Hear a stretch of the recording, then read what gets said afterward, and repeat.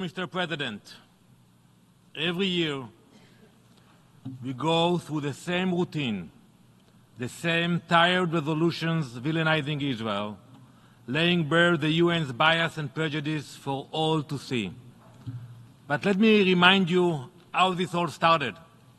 77 years ago, this Assembly voted on the United Nations partition plan, a moment that offered Israelis and Palestinians alike the chance to live side by side in peace.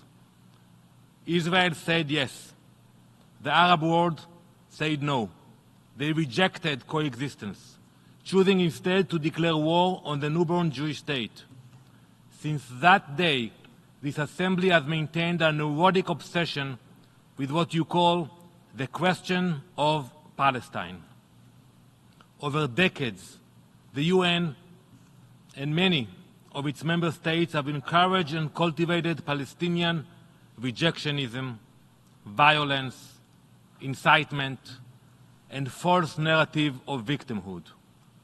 In 1947, the Palestinians said no. In 1967, they again said no. In 2000, they said no.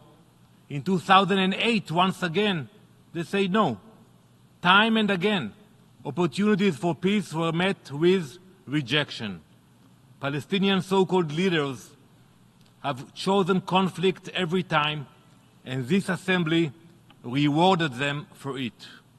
You have reinforced the belief that peace can be postponed and violence is acceptable.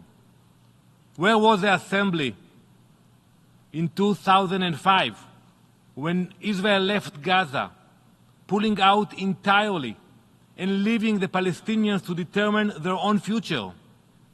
Where were you in 2006 when Hamas violently seized control of the Gaza Strip, transforming it into the world's largest terrorist base?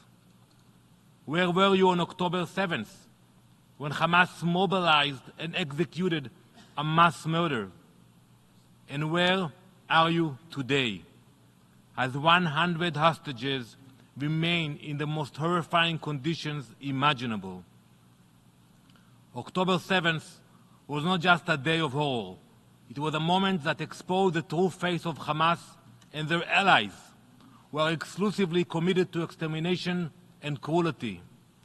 Over 1,200 murdered, thousands injured, women raped, children executed, families burned alive in their homes. These atrocities should have shocked the conscience of the world. Yet, to this day, this Assembly remains silent. Over the past week, this Assembly has passed countless resolutions targeting Israel, yet not a single resolution condemning Hamas, not a single word denouncing the October 7th massacre, and nothing about the hostages still suffering in unimaginable conditions. Shame on you. Instead of confronting these crimes, the UN continues to enable Palestinian rejectionism. This betrayal of peace has no end that we can foresee, unfortunately. But we see very clearly where it begins. It begins in the classrooms. If there is any doubt about the systematic indoctrination of hatred, allow me to share an example of a Palestinian 5th grade textbook. This textbook was published by the Palestinian Authority. This textbook was distributed to schools funded and supported by the UN and its member states. You, the members of the UN, the righteous nations pointing critical fingers at Israel, paid for this propaganda. Let me quote Dalal Mughrabi, a name etched in glory, led with an unmatched bravery. In her footsteps, this textbook teaches the children to aspire to, and I quote, heroism and martyrdom. You see her picture. This is what the Palestinians are teaching 10-year-olds. 10-year-old Palestinian children are being told that the path to greatness lies in murder, that death is preferable to life, and that slaughtering innocent civilians is a source of a national pride. That's the Palestinian Authority. It's not Hamas. Don't be mistaken. They are explicitly taught in this very textbook that to die as a terrorist is, quote, far better than a life of comfort and ease. Let me tell you who was the mastermind, who was Dalal Mughrabi. She was the mastermind of the 1978 Coastal Road Massacre, a terrorist attack that left 38 innocent civilians dead, including 13 children. Her group hijacked a bus and murdered its passengers. Yet, in textbooks funded by the United Nations, and therefore by many nations in this hall, she is held up as a national hero, a role model, a symbol for children to imitate. Dalal is among many, many so-called heroes listed in the textbook for children. They include many murderers and many Hamas terrorists. This is not education, it is indoctrination. It is a deliberate theft of Palestinian children's future, robbing them of hope and tying them to a legacy of hatred and despair. Still, the UN and its members continue its obsession with Israel. For almost 80 years, you have perfected your obsession with blaming Israel while you blindly fund hatred and violence. If you want more examples, simply look to UNRWA, which uses this textbook in its schools. UNRWA is a unique agency created not to solve a problem, but to preserve one. Over the years, billions of dollars have been invested into UNRWA. Even before October 7th, UNRWA had failed its mandate, both professionally and morally. While intended to provide social and educational services, it has become one of the largest promoters and participants in violence and hatred. I saw the tweet of the spokesperson of UNRWA from like 10 minutes ago. He's worried about his reputation. Well, that's too late. UNRWA's failures extend into every aspect of its aspiration. Its schools have been used as weapon stores. Its facilities converted into launching pads for rocket attacks. Its employees moonlighting as terrorists. We have videos of UNRWA employees invading Israel on October 7th, kidnapping Israelis. And who signed the paycheck? You did, the UN. Time and again, we have presented evidence of these abuses, only to be met with silence from this assembly.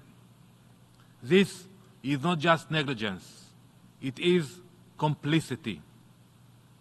The role of an aid organization is to ease suffering and build hope, but UNRWA has become a shield for terror, prolonging the conflict it claims to address.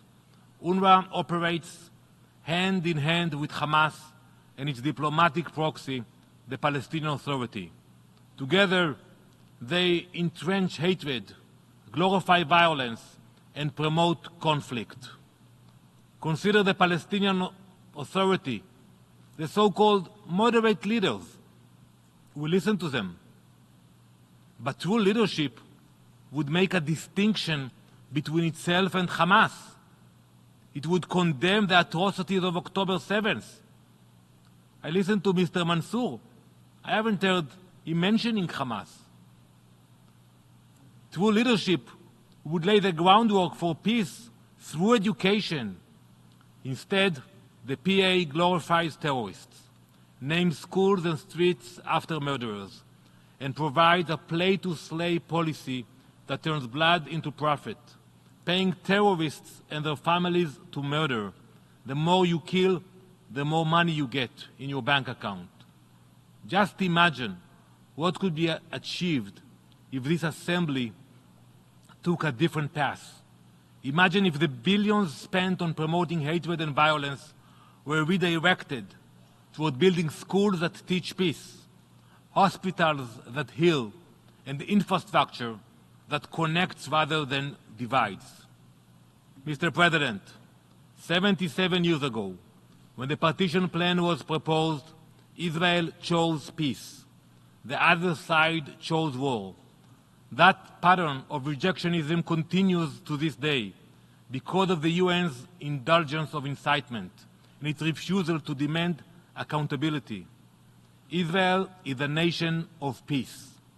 We pray 3 times a day for peace. We have demonstrated our commitment and ability to peace through our treaties with 6 Arab nations. We used to fight with them. And you saw the Abraham Accords also.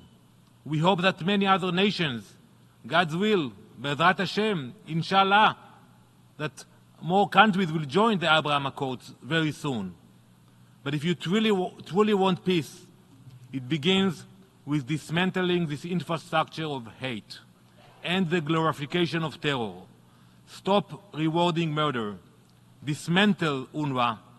Hold the Palestinian leadership accountable. 77 years is long enough. It is time for the UN and its members to wake up, stop being collaborators in violence, and start being partners in peace.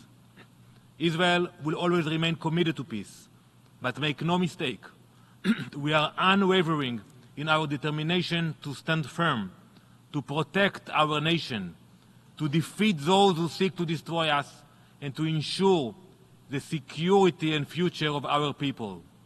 Most of all, we will leave no stone unturned, no effort spared, until all of our hostages are freed and returned to their families. That is our promise. Thank you, Mr. President. Thanks for watching. Drop a comment below. Don't forget to like, share, and hit subscribe to stay updated with our latest content. Until next time, stay informed and inspired. This is Dejobnik signing off.